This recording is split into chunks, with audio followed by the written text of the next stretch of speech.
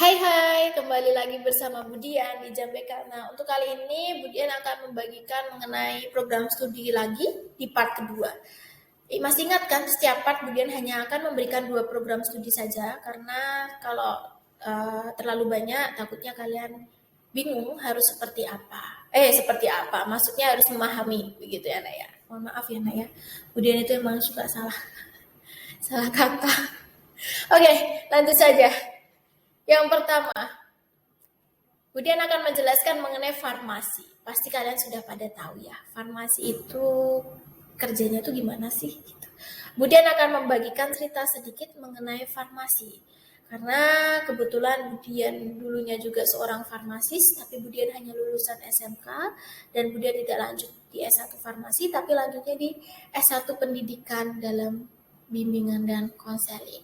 Nah, nanti di dalam farmasi ini kalian akan mempelajari mengenai obat-obatan. Pasti obat-obatan.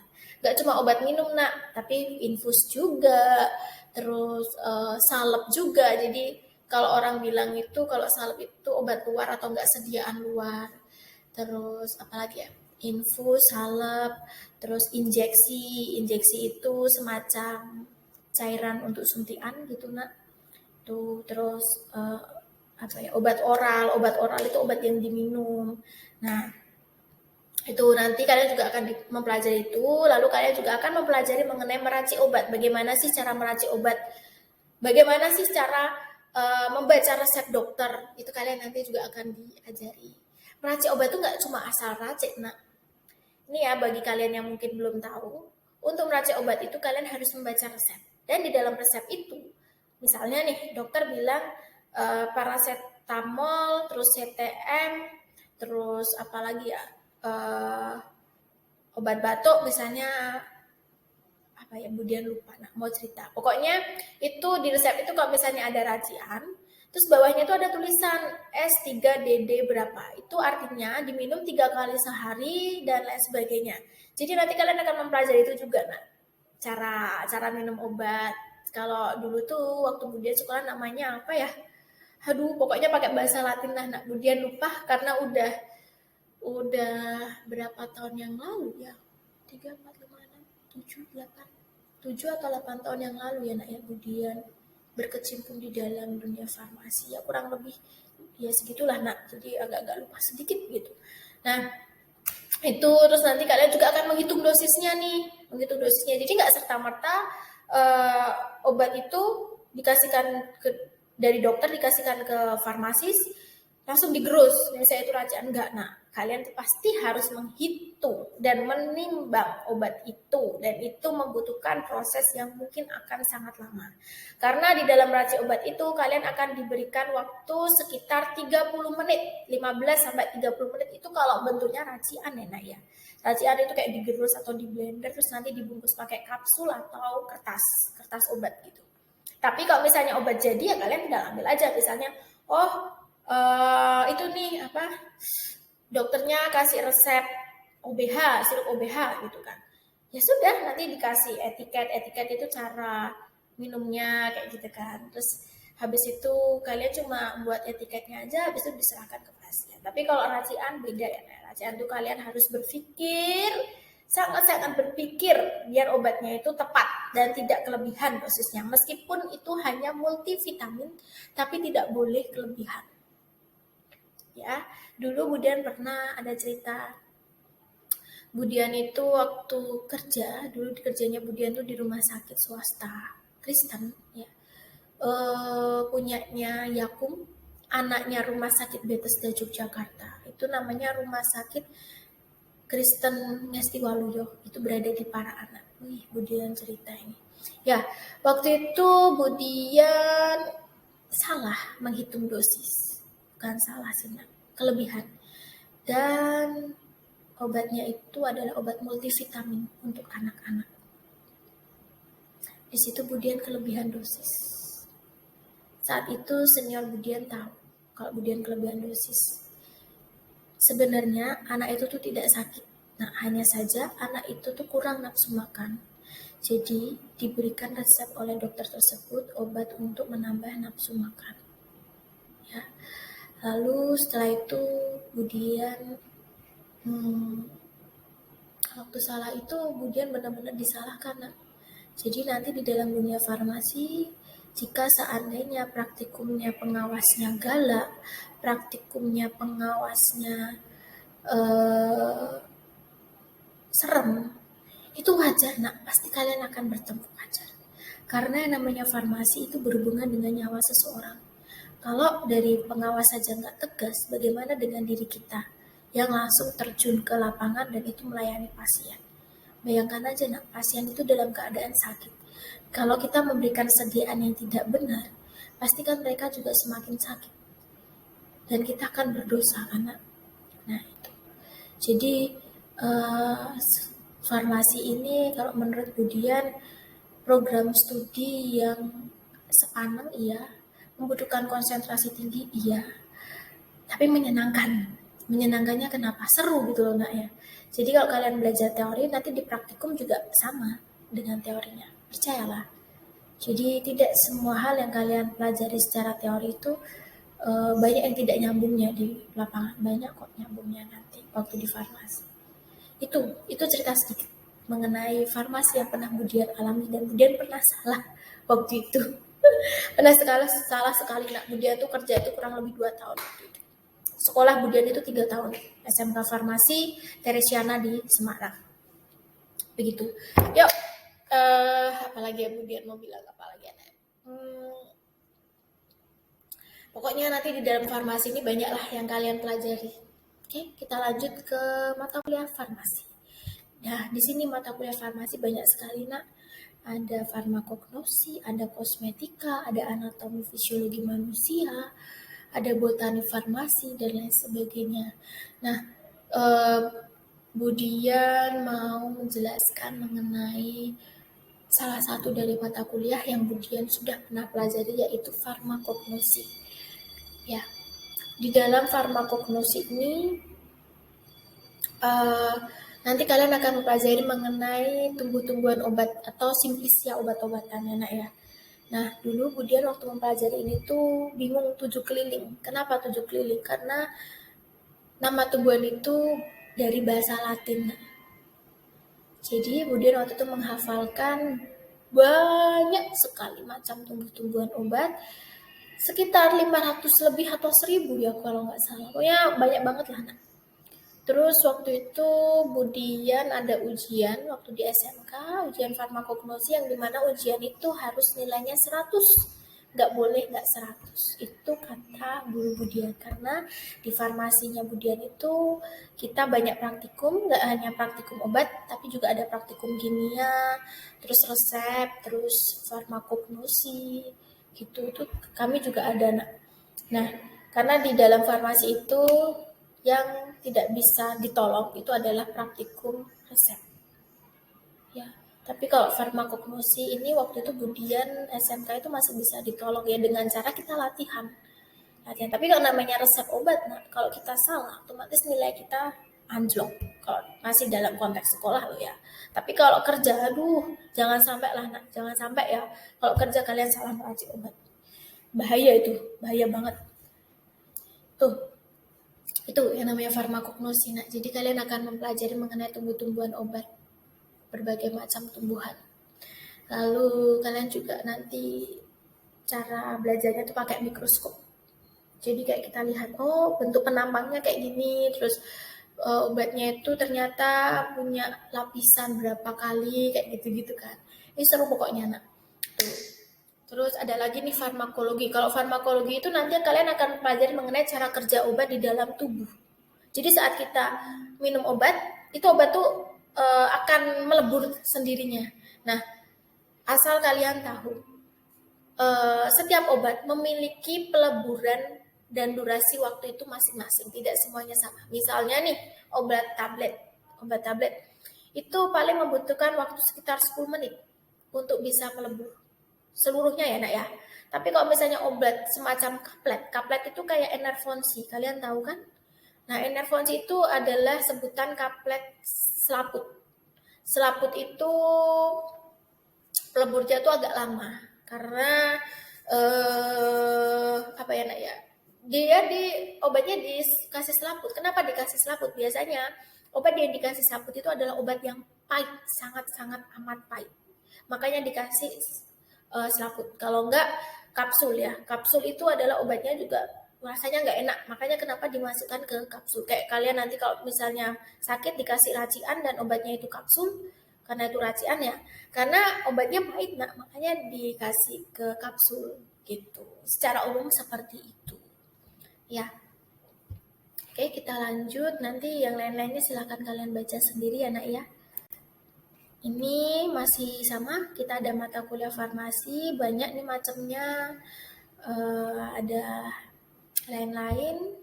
Lalu kita lanjut ke gelar farmasi. Nah, di gelar farmasi ini, kalian kalau udah lulus dalam farmasi, misalnya Budian, itu disebut dengan farmasis. Ya, nah farmasis ini sebenarnya ada 3 gelar. Terserah sih nak, kalian itu mau ambil studinya itu dalam bidang apa. Kalau di sini ada D3. D3 farmasi ini nanti kalian akan memiliki gelar AMD Pharm. Nah, kalau di S1 farmasi kalian akan memiliki gelar S-Pharm, yaitu S1 farmasi. Nah, setelah itu kalian kalau ingin melanjutkan profesi itu nanti akan jadi apoteker atau APT. Di dalam profesi ini, kalian membutuhkan masa studi sebanyak 1 tahun. Tugas sebagai apoteker adalah bertanggung jawab mengenai pelaksanaan tugas dan aktivitas kefarmasian. Oke, nah untuk lanjut ke apoteker, kalian otomatis harus lulus S1 farmasi dulu ya nak ya, baru apoteker gitu. Nah, apoteker itu semacam bosnya asisten apoteker. Jadi, kalau kalian lulus farmasi di D3 atau S1, itu kalian hanya menjadi asisten apoteker, bukan apoteker.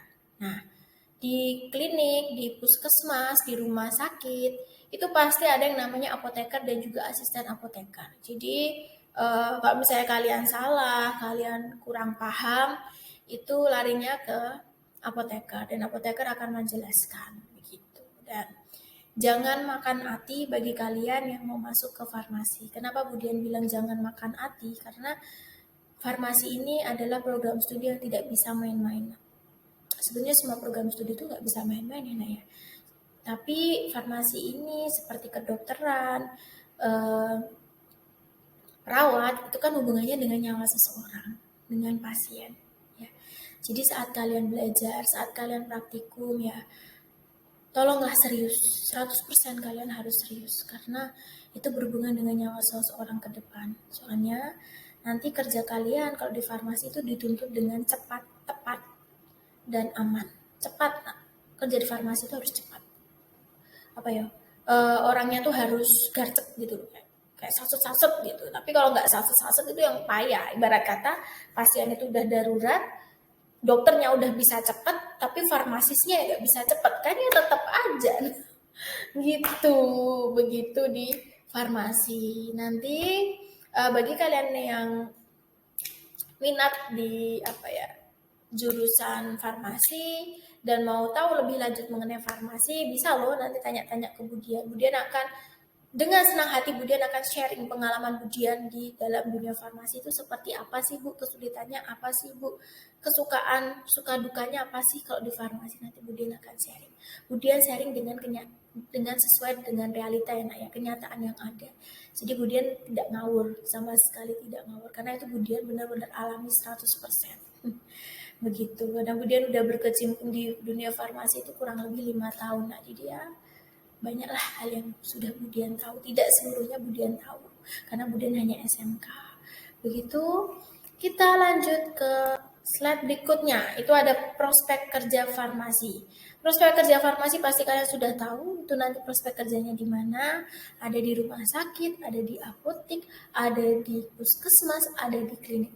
Apalagi kalau misalnya kalian sudah mempunyai profesi apoteker, itu kalian bisa loh nak membuka apotek sendiri, bisa. Tapi biasanya kalau kalian membuka apotek sendiri itu yang bertanggung jawab itu bukan kalian, tapi apoteker lain. gitu, bukan kalian. Itu kayak ada etikanya sih, nak, kayak etika dalam profesi. Seperti itu, nak. Lalu untuk selanjutnya sudah jelas ya, nak ya. Nanti kalau misalnya ada yang nggak jelas, boleh tanya ke Budian yang berminat di farmasi, boleh loh tanya ke Budian. Intinya di farmasi ini biaya tidak main-main seperti kedokteran, ilmu juga tidak main-main, tanggung jawab juga, apalagi disiplin juga. Nah, jadi eh, apa yang nanti kalian keluarkan, misalnya biaya yang kalian keluarkan itu setimpal dengan saat kalian bekerja. Nanti kalau orang kata kalau usaha itu kan kalian pasti butuh tuh yang namanya balik modal. Lah, seperti farmasi juga seperti itu. Jadi kalau kalian udah kerja, udah harus, nah, kalau kalian kerja jadi pribadi yang baik, jadi pribadi yang gigih, kalian pasti bisa membanggakan keluarga dan juga orang tua, membanggakan secara keseluruhan. Begitu. Oke, kita lanjut ke slide berikutnya, yaitu ke program studi berikutnya. Oke, program studi berikutnya adalah keperawatan. Ini adalah perawat. Perawat ini beda nggak sih, Bu, sama dokter? Beda, nak. Perawat itu beda dengan dokter. Bedanya itu di mana sih, Bu? Bedanya itu, kalau dokter itu mempunyai wewenang untuk mendiagnosis seorang pasien. Sedangkan perawat itu tugasnya membantu jalannya praktek dokter. Misalnya, saat dokter itu tidak bisa menyuntik, perawatnya yang menyuntik pasien.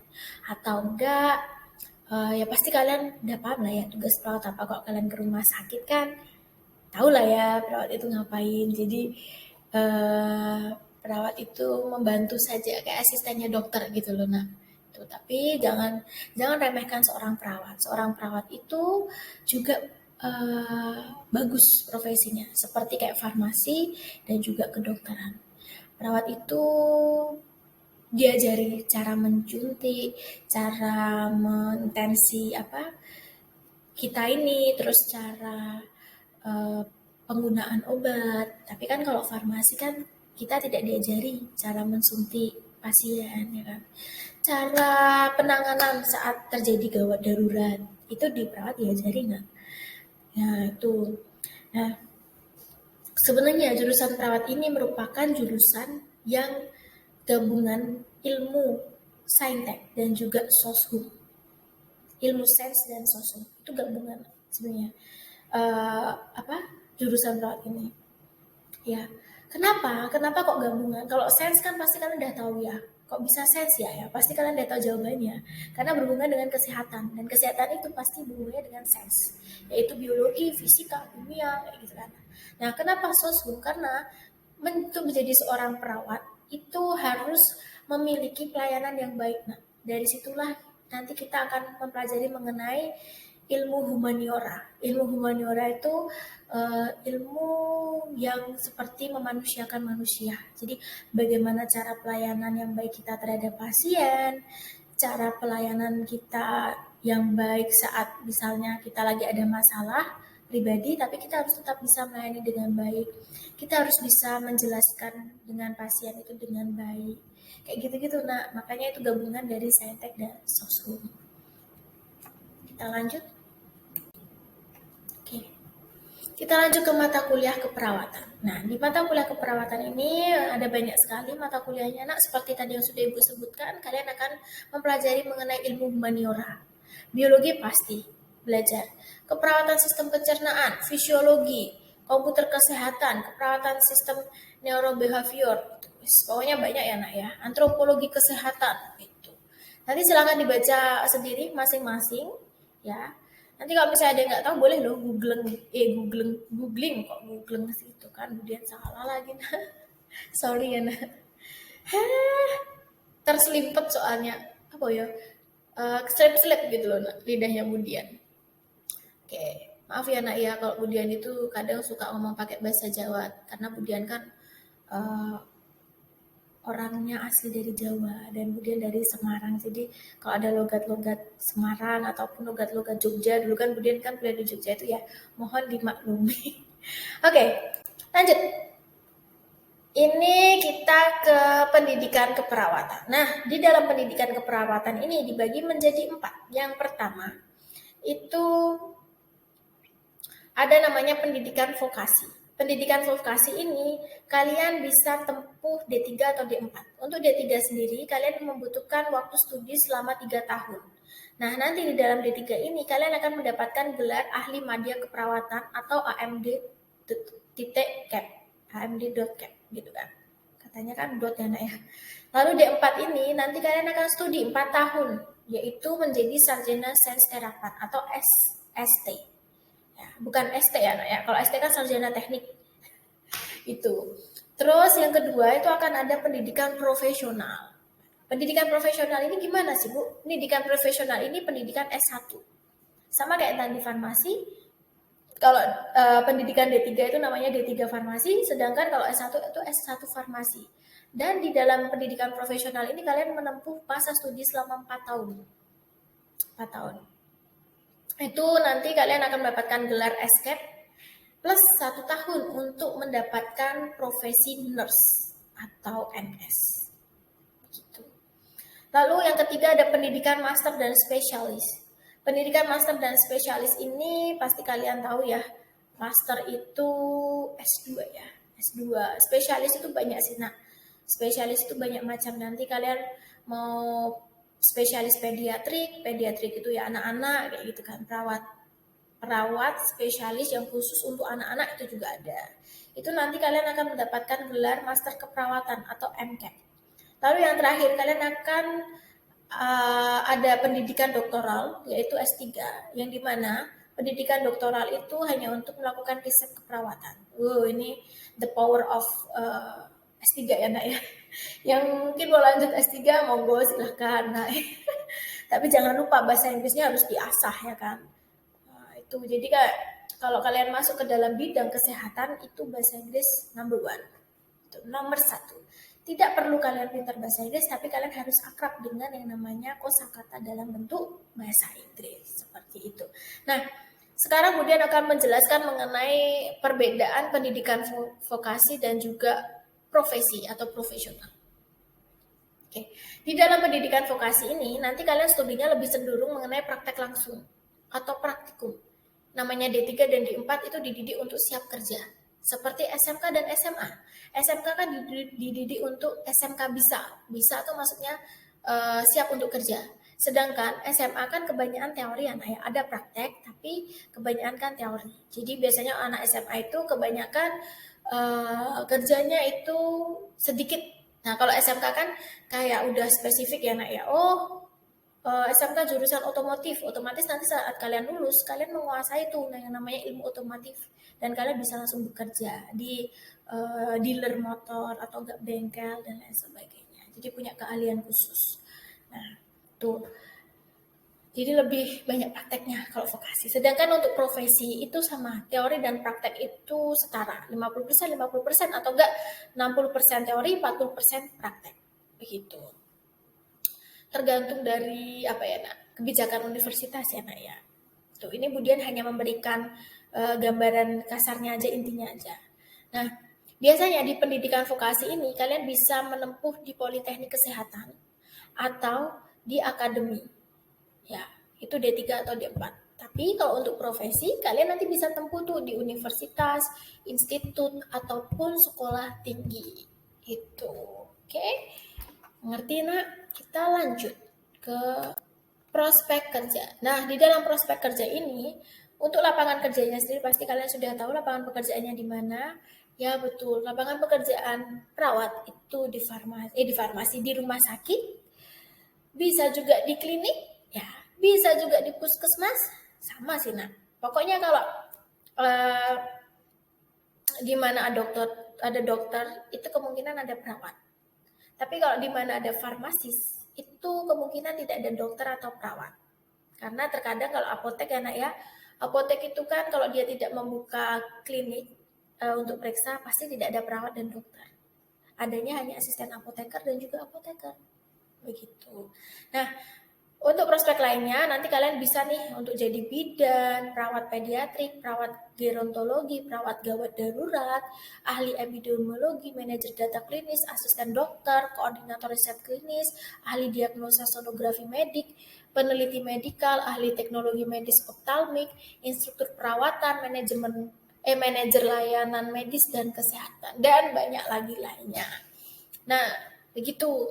Itu perawat. Perawat itu juga sama kayak farmasi dan dokter, kerjanya harus cepat, harus disiplin, harus gesit, bekerja dengan waktu. Intinya pekerjaannya kalian harus dituntut cepat, tepat, dan aman. Begitu. Dan mungkin sudah selesai. Mungkin sekian dulu dari Budian untuk pertemuan hari ini. Hari ini Budian sudah menyelesaikan mengenai jurusan farmasi dan juga keperawatan. Nanti minggu depannya lagi Budian akan menyiapkan 2 lagi, dan itu nanti Budian akan atur mau jurusan apa.